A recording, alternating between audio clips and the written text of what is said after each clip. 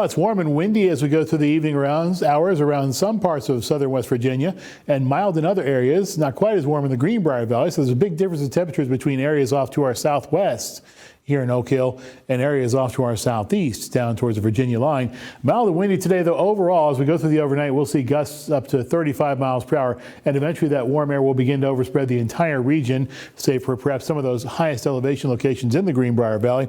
Showers and storms are possible for Thursday and Friday. There's a small chance for severe storms, and a big cool down is on the way as temperatures return to near normal early next week. Those are the things that we're tracking for you. Those are your weather headlines for the next 7 days. Currently, I-77 and Harper Road, that's exit 44. Of course, the traffic light is moving around as it typically does, as we are seeing those conditions. Very windy in places like Beckley and other areas. We showed you the gust a few minutes ago.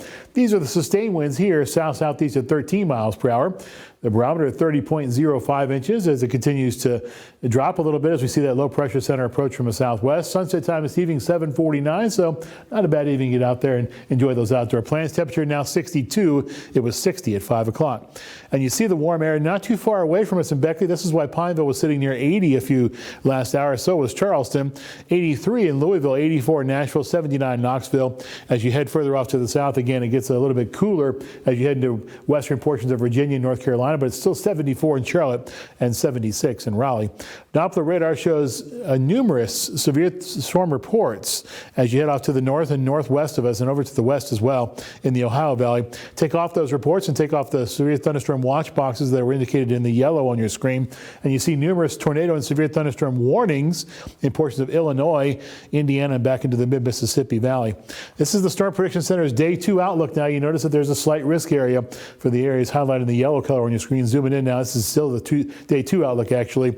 As you notice that we see from Beckley and Welch and Union northward, there's a slight risk for severe thunderstorms Thursday morning through Friday morning. All the hazards are in play, but the biggest hazard is going to be damaging winds. We'll notice that high winds up to 60 miles per hour possible. The flooding is localized. It's mostly ponding on the roads and standing water in some of those spots that tend to get standing water when you have heavy amounts of rain. How much rain is the GFS model predicting? This is the American model, not much.